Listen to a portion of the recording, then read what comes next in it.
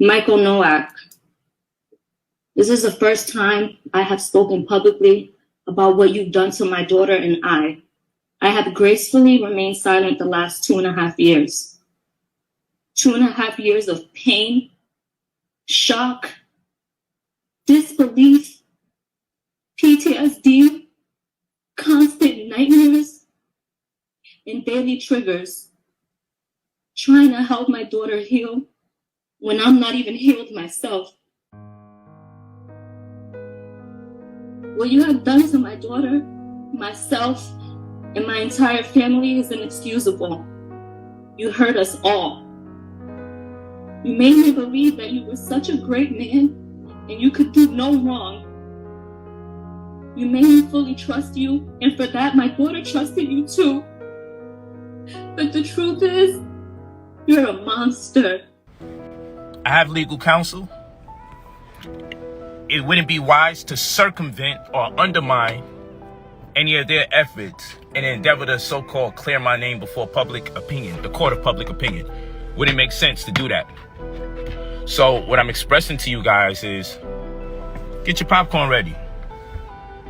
That's what I'm saying. Get your popcorn ready.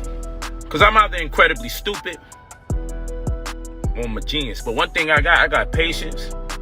Because when you know your destiny and you know your fate, can't nobody control you.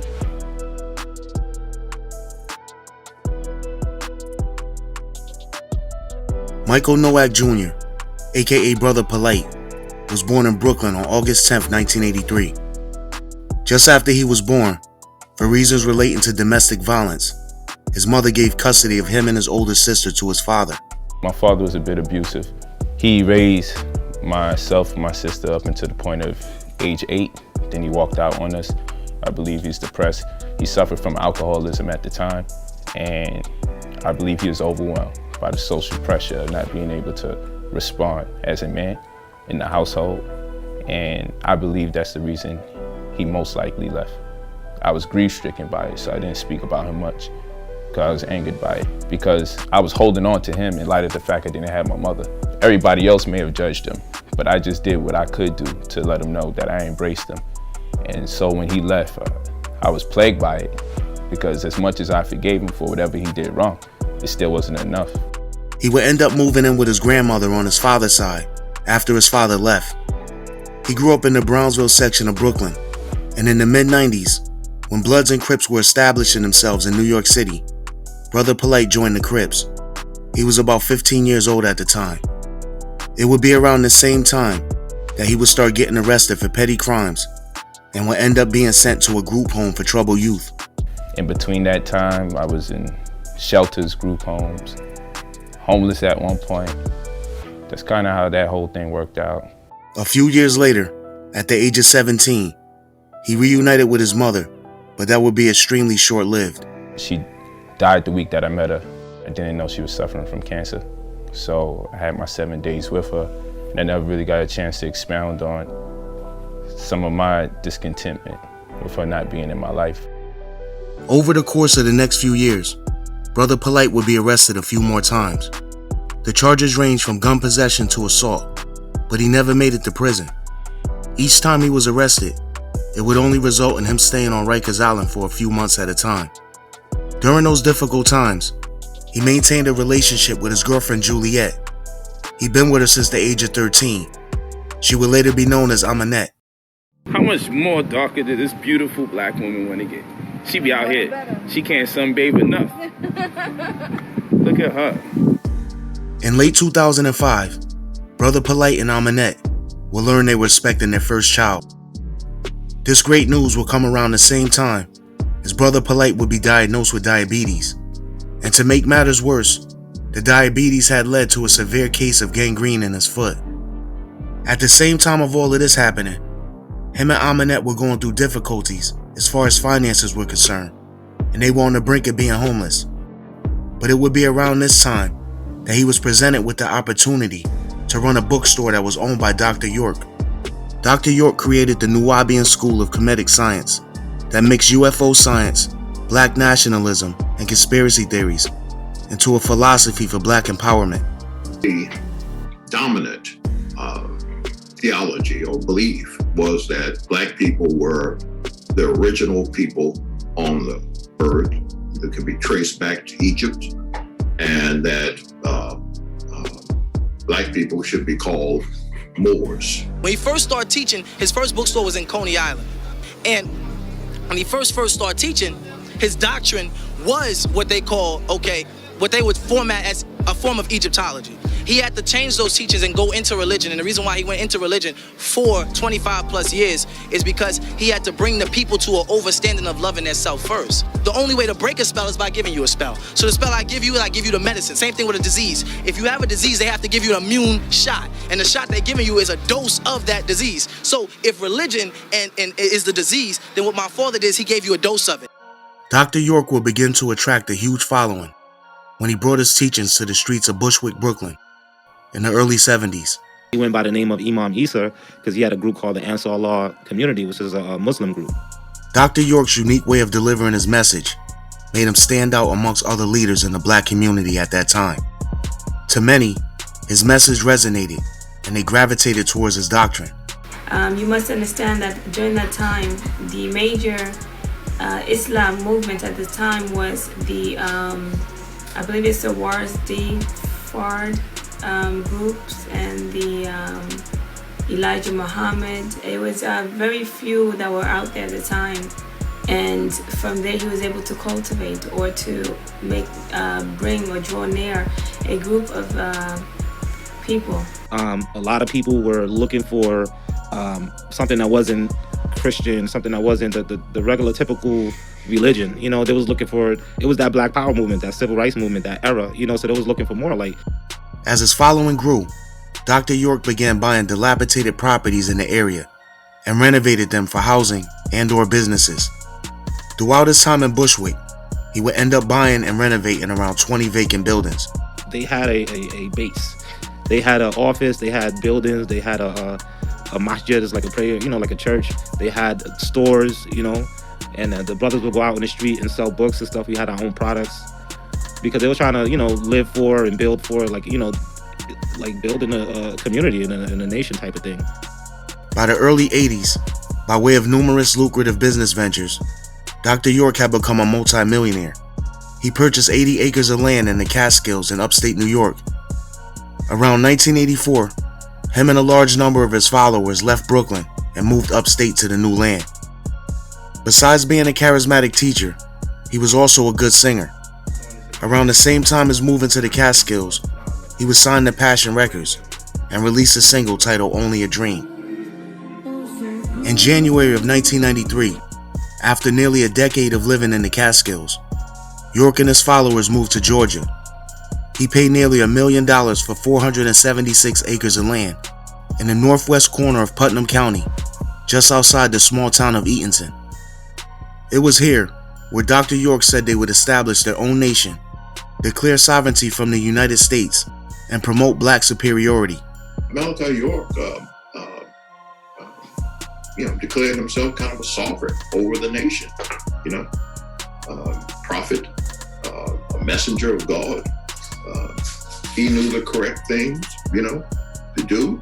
Other people were in error when it concerned people of African descent.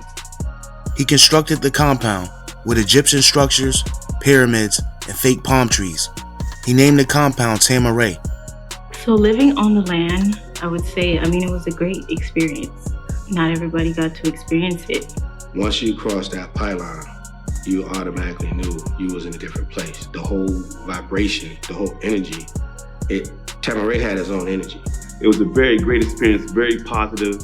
No fighting, nobody's drinking, nobody's taking drugs. It was the most safest environment to be in. It was a warm, kind of loving feeling. The feeling living there was like nothing ever I've ever experienced, to be honest. It was very, peaceful and calm. It's very spiritual. I don't feel like it's something that you can really describe. It was completely different from being out there in the world. Really great place for everyone to be.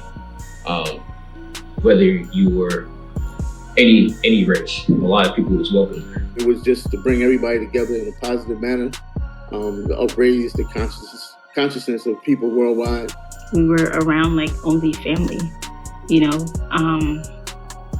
It's not really something that can be described.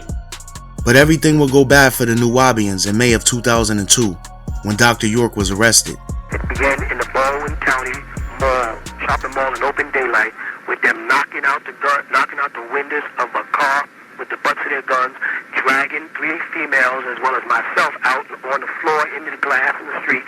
Nothing on that arrest warrant, to my knowledge, ever referred to me as a dangerous person, never referred to me as an armed person or armed and extremely dangerous, which would have caused for such an overuse of force.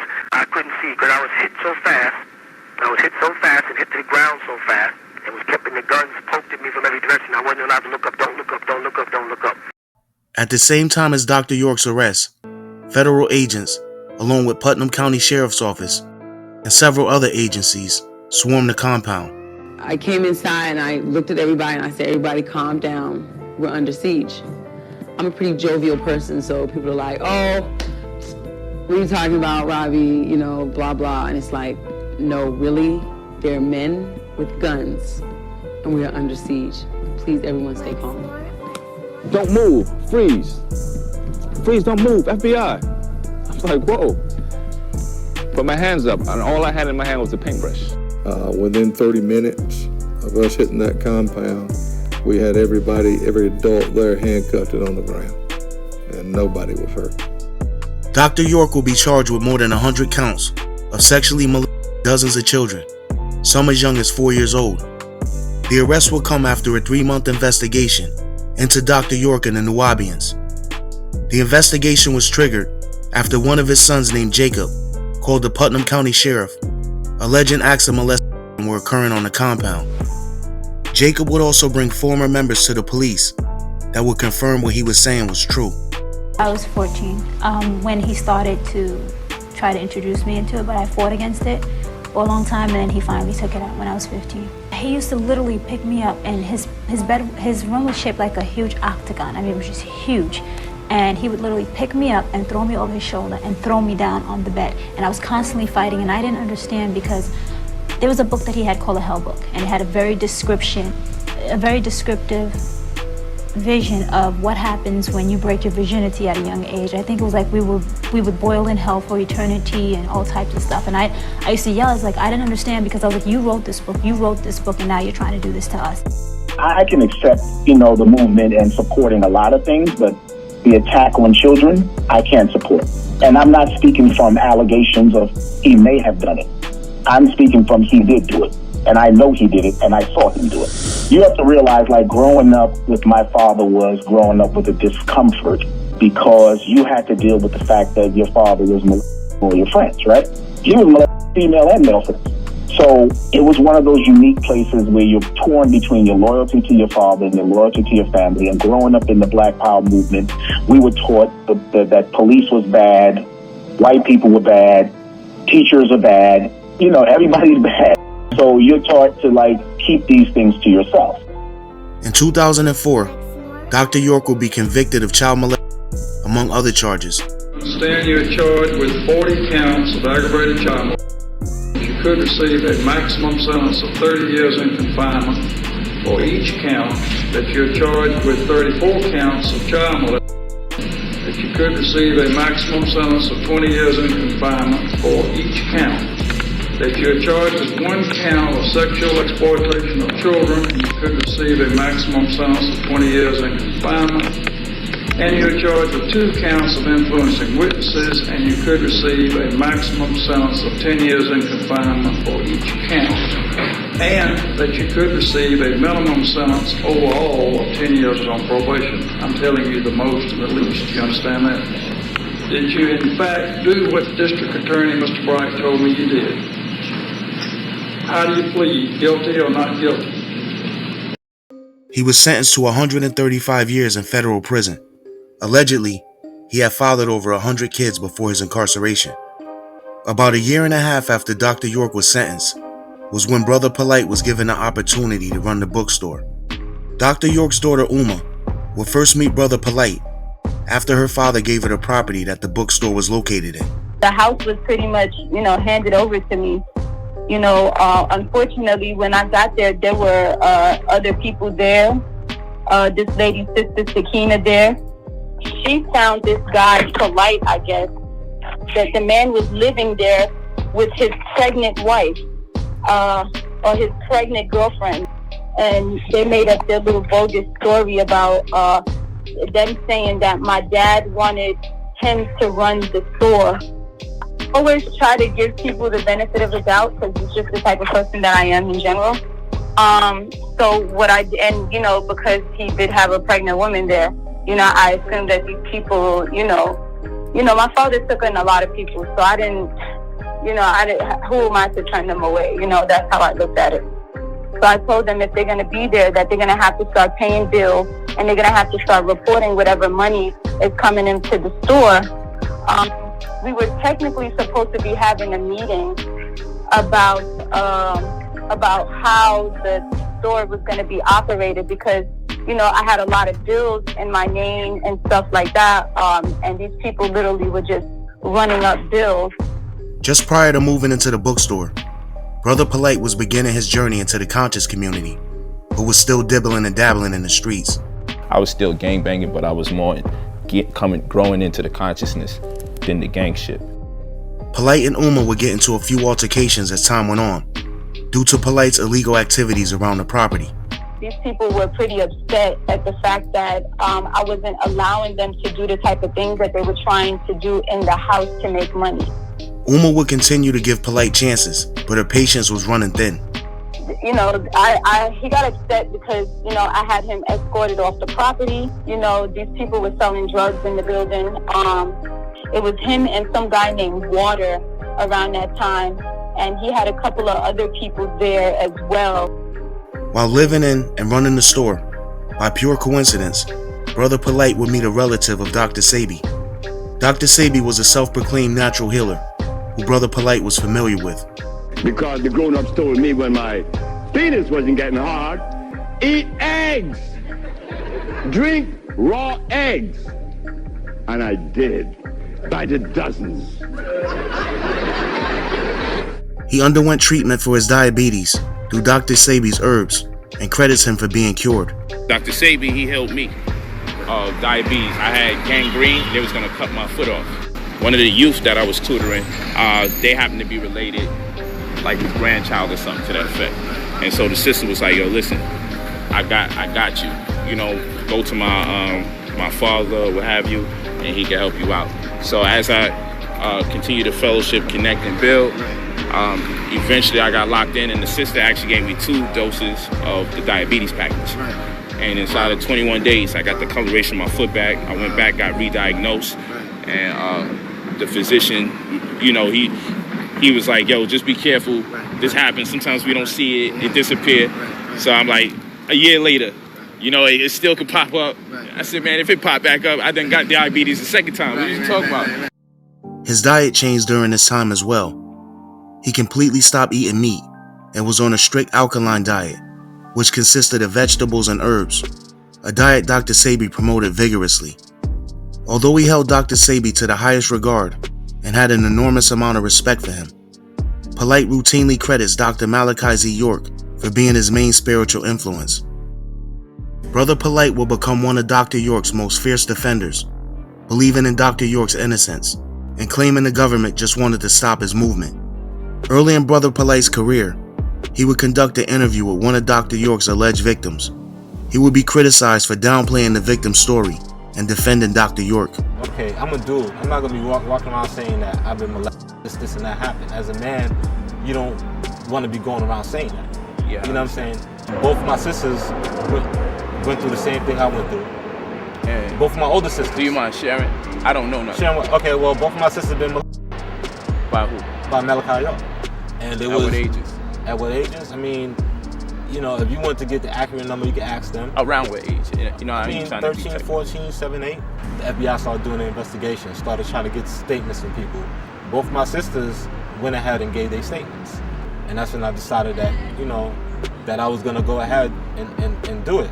Would you say there's been over 20 children molested by Dr. York? I would say so. If I could confirm people that I can strongly confirm, it'll be about 15 or 20 people. Obviously, if over 15 to 20 people, children would be in molested. We have to now say, how come the adults wasn't saying nothing? Shouldn't they be locked up with Dr. York too? How come they're free to testify about it? You mean to tell the world that none of these children had enough sense in their mind to go tell their parent that this isn't right? I've been touched sexually, I've been sexually abused. Not one child out of all these children. It could have stopped so long ago if just one child or just one adult. What caused all of this to come out? First you hear nothing from nobody. Yeah. You hear nothing from nobody. Then you hear something from everybody, all at the same time. I mean, that's why, of course. I could have told my mother. We chose not to.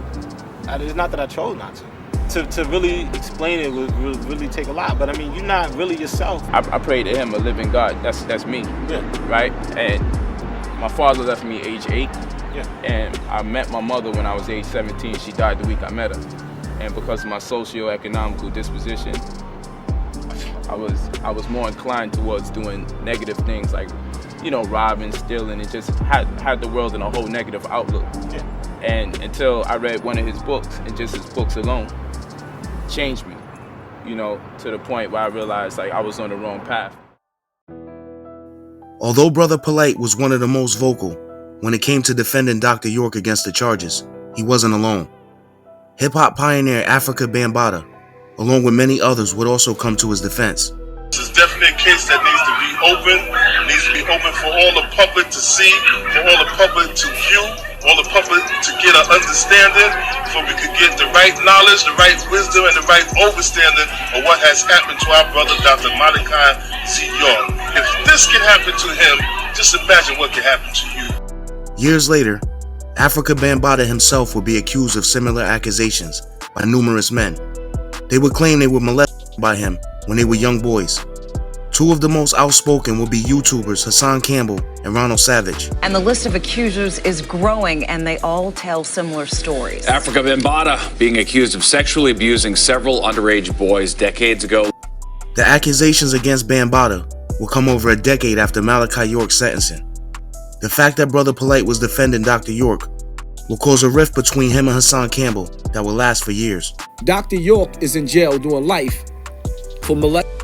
This is what the district attorney said. The district attorney said that I couldn't even put all of the children to testify against him because nobody would believe that he touched that many children. One of the kids that Polight did the interview with, and I ain't like how Polight handled that, so I'm gonna be getting in his ass real soon. As Polight continued to run the bookstore, the deeper he got into the conscious community. He studied Dr. York's writings constantly. Dr. York has been a blessing in my life, and irrespective to people feeling whatever they feel about that black man, he has contributed to my life in ways that I can never revoke his spirit consciousness and his influence in my life and my family. He's never met my dad a day in his life. He's never seen him, never touched him, don't know nothing about him at all. He's another person idolizing and worshiping him on a different level.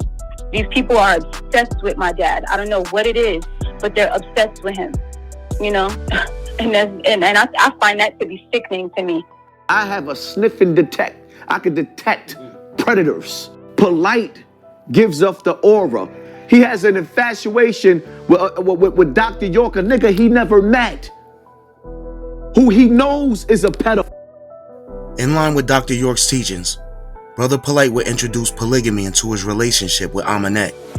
As we grow and we develop, we began to understand more about economics, and we wasn't really left with any inherited wealth. And considering that wealth really begins at $150,000 a year, neither her and I combined would get us anywhere near the point of being able to amass real wealth. And so we used the polygynous construct as a catalyst to embark upon those type of endeavors. The first person to join their relationship was named Jessica, who would later be known as Ra'et. He met her at the bookstore when she came in with her mother. She was 16 at the time. When I started coming, I was really young. I was 16, 17. My mother used to go to the bookstore. And so I seen them two together, and I was just like really happy for them. She was pregnant. As Amanette got closer to her due date, that was in July, the tension between Polight and Uma was getting thicker. It was just a lot of chaos. The children felt they should inherit the building of their father. And I'm here like, yo, the man gave me the building to run. My father was incarcerated during the time. If you look at my father's case says he is unable to conduct business on anybody's behalf. He's talking about me in regards to the inherited of the building. I was already on the property. I have already inherited the building. It was being overridden, and it was people in the community making sure that I don't get that space in leadership. They made my task very hard, and it created a great deal of contentions and the drama between the biological family and myself. Things would finally come to a head shortly after Amanette gave birth to their child. She would be a beautiful baby girl they would name Ma'at. Polight would later claim Dr. York gave her name. This is a man that when I had named my daughter, he told me move that name out of there and rename her. I said, hey, this is what my wife and I is going to name our daughter. It was Anissa. You feel me? And he's like, get that out of here. Your daughter's name is this. As a grown man who's having a child, I declined it for my opportunity to name my own child. Brother Polight had no idea at the time that shortly after Ma'at's birth, he would be facing a serious charge that would stem from the issues with Uma regarding the bookstore. It started to escalate so much that in turn, when guns is being pulled out on people or people are threatening people. My sister came upstairs and said, the meeting with Polight wants to speak to you. The conversation was about, that we were supposed to be having, was about the bills of the house, and that the bills needed to be paid. And you're not going to sit here and continue to squat, you know what I'm saying, when bills are literally piling up in my name. Now, my brother, you know, he's a very devoted Muslim. You know, he was born and raised Muslim. He said, I'm going to go downstairs and see what he wants. You know, so that was originally the conversation that we were supposed to be having. It never happened. Instead, all I heard was shots.